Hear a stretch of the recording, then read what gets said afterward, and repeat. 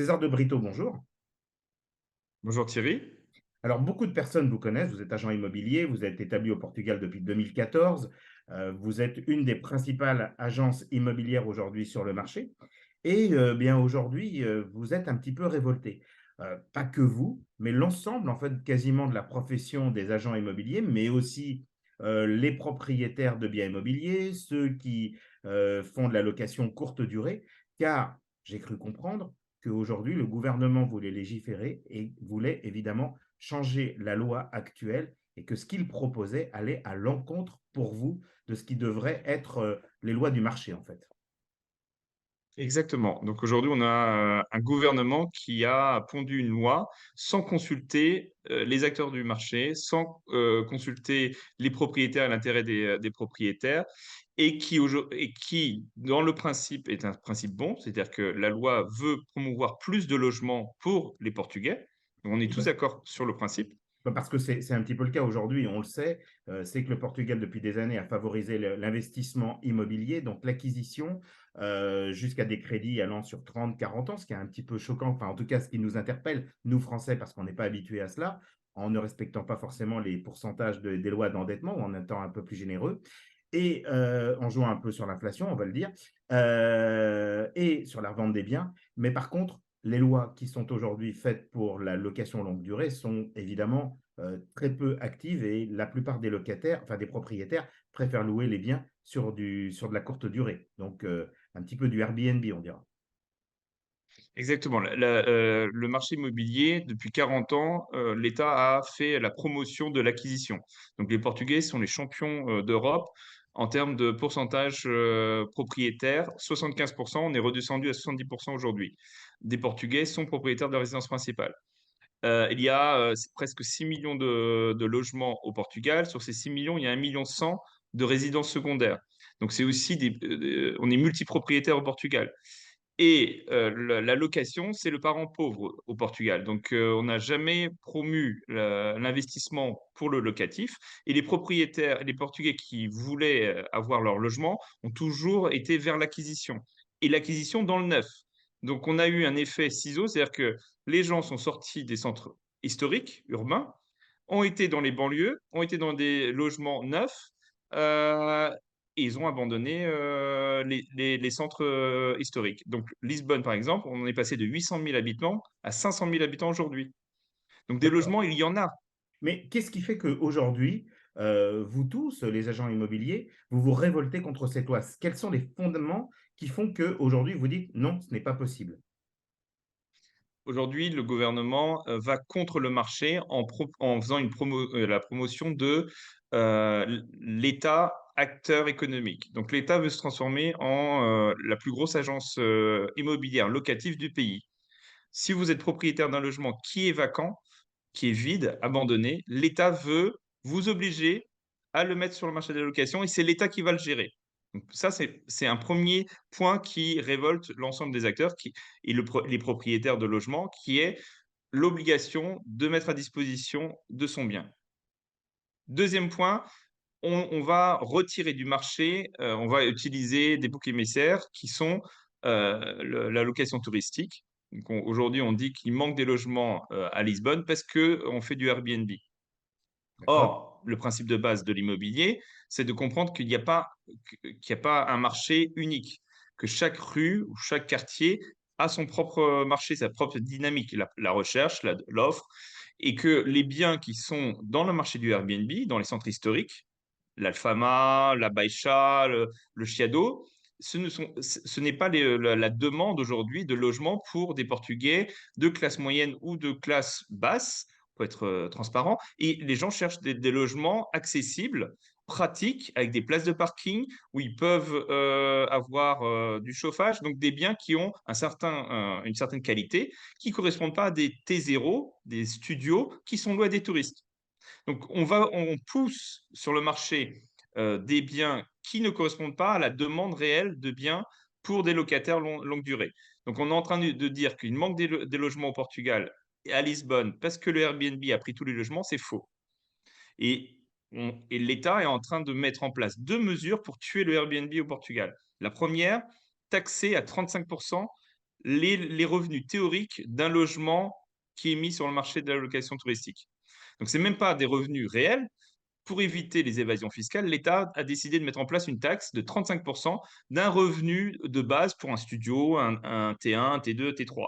Donc, dans beaucoup de cas, il y a des gens qui vont payer plus en impôts que les revenus qu'ils vont générer de leur logement, parce qu'ils vont D'accord. louer un mois dans l'année ou 2 semaines dans l'année. Deuxième point, ils veulent interdire complètement les Airbnb à partir de 2030. Ça C'est-à-dire, veut dire que quand vous dites interdire, ça veut dire que tous ceux qui sont existants vont perdre leur licence ou ça veut dire que de exact, nouvelles licences ne seront plus accordées? les deux, aujourd'hui, les nouvelles licences ne seront plus accordées et ceux qui ont des licences les perdront à partir de 2030. Donc, ils veulent vraiment tuer le Airbnb. Donc ça veut dire que ces gens qui aujourd'hui louent vont être amenés soit à les habiter, soit à les vendre. S'ils les vendent, on va se retrouver avec plus de biens sur le marché et donc forcément, à terme, une baisse des prix. Non. Encore une fois, si ça correspond à la demande des Portugais qui veulent acheter dans ce quartier-là.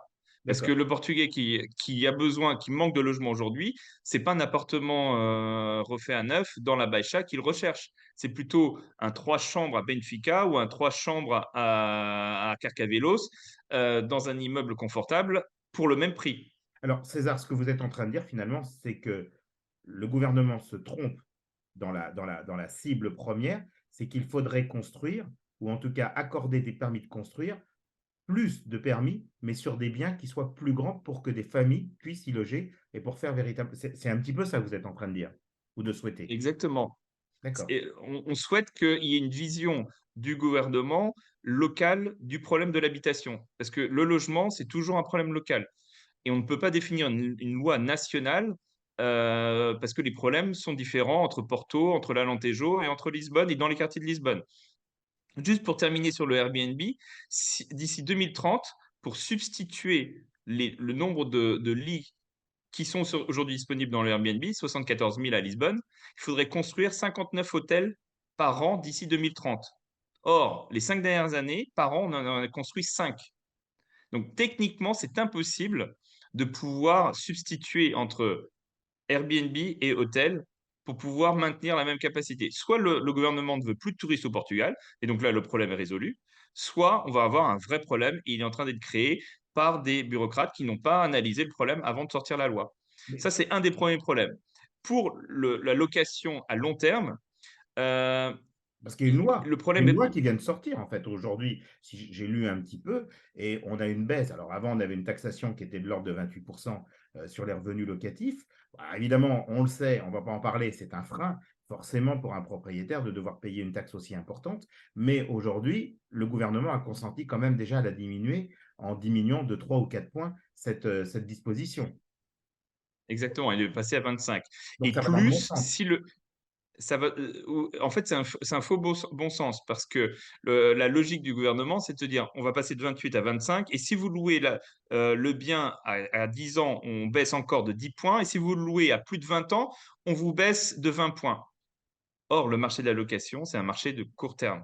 Les gens ne sont pas là pour louer à vie. On va jamais signer un contrat de 20 ans. Et donc, cette carotte fiscale est une fausse carotte fiscale parce que ça va s'appliquer dans très peu de cas. Comme il n'y aura pas On de a besoin de plus régularisation. de logements Mais sociaux César, au Portugal. César, on va imaginer, on va prendre l'exemple, vous prenez, vous signez sur 20 ans, la personne s'en va sur 5 ans, il n'y aura pas une régularisation où on ne va pas lui reprendre, enfin en tout cas, je ne pense pas. Donc la personne aura quand même bénéficié de cet avantage fiscal, puis après elle pourra signer un nouveau contrat sur plusieurs années avec un futur locataire. Donc dans l'absolu, c'est quand même une incitation. On ne va pas non plus dire Mais que, mais il y a aussi une limite de la croissance des loyers sur 20 ans. Et ça aussi, c'est ça qui freine le propriétaire à signer des contrats de 20 ans, c'est que on revient dans un mécanisme qui est le mécanisme qu'on a eu avant, dans les vieux contrats avant 90, où les loyers étaient capés et on ne pouvait plus les faire augmenter. Et les propriétaires portugais ont ça en tête. Donc, ils ont peur de re-signer des contrats à long terme en se disant, bah, aujourd'hui, je gagne 1000 euros, mais 1000 euros dans 20 ans, ça sera comme l'équivalent de 300 euros aujourd'hui. Et donc, j'ai pas envie de m'enfermer avec des contrats où l'inflation va me rattraper, surtout qu'on est dans un environnement inflationniste. alors, César, on a compris qu'effectivement vous êtes, opposé évidemment à ce texte de loi qui aujourd'hui est proposé par le gouvernement. Vous proposez quoi concrètement aujourd'hui? Est-ce que d'abord toutes les agences immobilières se sont toutes, associées à cela pour montrer voilà qu'elles sont forcément Exact. contre le désappointement, voilà. Alors, en fait, il y a l'association des agents immobiliers a très peu, défendu, attaqué le gouvernement. Par contre, toutes les associations de promoteurs immobiliers, les associations, de mairies, parce que, le gouvernement empiète sur la responsabilité des maires et tous les maires au Portugal sont contre cette loi parce que, on est en train d'imposer aux mairies, des choses sans consultation préalable et D'accord. eux-mêmes trouvent que c'est une erreur. Les promoteurs immobiliers, l'association a été virulente parce qu'une partie du marché, qui est le marché des golden visa, donc dans le texte de loi, il est prévu on va réduire la spéculation immobilière au Portugal et pour cela, on arrête les golden visa. Les golden visa, c'est la seule chose qui fonctionne au Portugal pour faire du logement de luxe Alors, quand vous aujourd'hui. dites on a arrêté sur Lisbonne, on a arrêté sur Porto, on a arrêté dans les zones où, en fait, on avait une forte, croissance, hein, des prix immobiliers, donc on s'est dit qu'on n'avait pas forcément besoin d'avoir encore cette incitation. Par contre, si on va dans des régions un peu plus isolées comme l'Aria ou d'autres régions, le golden visa fonctionne toujours. Il fonctionnait toujours jusqu'au 16 février. Et depuis le 16 février, avec l'annonce de cette loi, le gouvernement a dit on arrêtera partout au Portugal les Golden Visa. Et les Golden Visa l'année dernière, c'était 650 millions d'euros d'investissement étranger. En faisant les calculs, ça représente 60 immeubles neufs rénovés. C'est pas ça qui fait la hausse des prix à Lisbonne ou à Porto. Par contre, c'est 600 millions qui rentrent au Portugal qui vont disparaître du jour au lendemain. Donc C'est donc aujourd'hui, vous êtes oui, tous, les agents immobiliers, les promoteurs immobiliers, tous très inquiets aujourd'hui, pour le devenir, en fait, du marché immobilier. Alors, je pense qu'on a bien compris, on va être Et les ramené pro exactement et les propositions qu'on a, donc j'ai fait une étude, qui est sur notre site, en allant chercher les bonnes idées en France et essayer de comparer les propositions du gouvernement avec qu'est-ce qui se fait de bien en France et qu'est-ce que j'ai pu mettre en avant? Un, on a besoin de plus d'investissements dans le locatif au Portugal. Donc promouvoir un marché de la location en incitant avec des avantages fiscaux. Donc en France, on est les champions de la loi de Rebien, la loi Pinel. on les On a connaît, toutes les on lois, les tous on les les ans, tous les ministres ont leur nom associé à l'immobilier absolument. locatif. Et ça marche. Et ça attire des millions d'euros privés dans le marché locatif. Et ça Donc vous, ce permet que vous d'avoir de souhaiteriez, l'offre. donc ce que vous souhaiteriez, ce sont des avantages fiscaux qui permettent, en fait, une forme de défiscalisation pour les personnes qui se proposeraient. Avec évidemment aussi en même temps des incitations, c'est-à-dire peut-être aussi la possibilité que les banques, tiennent compte de revenus complémentaires locatifs, ce dont elles ne font pas aujourd'hui le calcul. Aujourd'hui, la banque, elle prend votre endettement classique et elle dit: «Bah non, vous ne pouvez pas». Et vous lui dites: «Mais attendez, si, demain, si je loue, je vais avoir une ressource complémentaire». Ah oui, mais ils en tiennent pas compte dans le chiffre. Alors que vous, ce que vous demandez, c'est que ce calcul soit aussi pris en compte dans les revenus futurs de la personne, pour lui permettre de mieux emprunter. C'est ça aussi. Exactement. Le marché immobilier a besoin de dettes. Et c'est le meilleur moyen de constituer un patrimoine à long terme. En France, vous pouvez investir 20 000 euros et dans 20 ans être propriétaire d'un appartement qui vaut 200 000 euros. Et c'est grâce aux revenus locatifs qui sont venus payer le crédit pendant ces 20 années que vous avez votre patrimoine qui a fait x10. Alors, on peut faire x5, x3, mais on a des multiples qui permettent de constituer véritablement un patrimoine. Ici, au Portugal, on ne veut pas que la classe moyenne s'enrichisse. Donc, on veut que les riches restent riches et on veut que les pauvres restent pauvres. La classe moyenne, elle est depuis longtemps priée en tenaille. Le taux d'intérêt fixe. Donc, la loi prévoit que les banques sont obligées de proposer. Mais moi, je vais plus loin. Ce n'est pas une obligation de proposer. Il faudrait que ça devienne la norme parce que tous les problèmes qu'on connaît en 2008, qu'on a connu en 2008 et qu'on va connaître aujourd'hui, des taux variables, c'est que quand les gens ont un crédit à 40 ans à taux variable, ils se prennent des hausses de C'est 300, 400 euros tous qui les 3 peuvent aller toutes les jusqu'à 3 années 50% principalement. d'augmentation. Absolument. Exactement. Et ils se trouvent en défaut et ils doivent rendre leur logement à la banque qui ensuite va le brader sur le marché. Donc on est en train de créer des problèmes futurs parce que Le Portugal a voulu protéger les banques et pas les particuliers. Bon, alors on a bien compris. César de Brito, merci beaucoup d'abord pour être intervenu sur l'antenne de la French Radio. Donc, on a compris qu'aujourd'hui, il y a un sérieux problème. Moi, ce que je vous invite évidemment, bah, aujourd'hui, alors donc c'est jour de manifestation. Donc là, vous allez prendre vos banderoles et je pense que vous allez aller dans la rue, comme de comme de nombreux agents immobiliers. Et on va évidemment suivre un petit peu cette actualité. Ce que je vous propose au fur et à mesure, eh bien, c'est de suivre l'évolution de ce qui est prévu aujourd'hui par le gouvernement, ce qu'il va l'appliquer, ce qu'il va essayer de passer en force. Bon, c'est une chose qu'évidemment on connaît aujourd'hui un petit peu en France, quand on lit l'actualité française. Donc, Malheureusement. on va le voir, en tout cas, on va le suivre. Et puis surtout, si l'on veut se renseigner, eh bien, en même temps, on peut aller évidemment sur votre site ou sur lequel, évidemment, on trouvera des comparatifs qui permettront évidemment à des Français de pouvoir mieux comprendre quoi faire ou que va-t-il se passer aujourd'hui au Portugal et quelles sont éventuellement les solutions que vous pouvez proposer. Est-ce que ces solutions d'ailleurs que vous proposez, vous les avez soumises aussi à ce groupement aujourd'hui de toutes les agences immobilières? Est-ce qu'ils l'ont repris? Mmh. Malheureusement, pas encore, mais ça a été envoyé à l'association des agents immobiliers. Ça a été, envoyé à la consultation publique, du gouvernement. Donc ils ont fait une consultation publique où ils ont reçu plus de 2 000 propositions de changement de loi ou de conseils, et ça a été envoyé, au président du Portugal, Marcelo, qui est Hello, aussi César. ouvert à toutes nouvelles idées. Merci beaucoup, César de Brito, pour être intervenu aujourd'hui sur l'antenne de la French Radio. On a bien compris qu'aujourd'hui, vous êtes plutôt remonté. Voilà.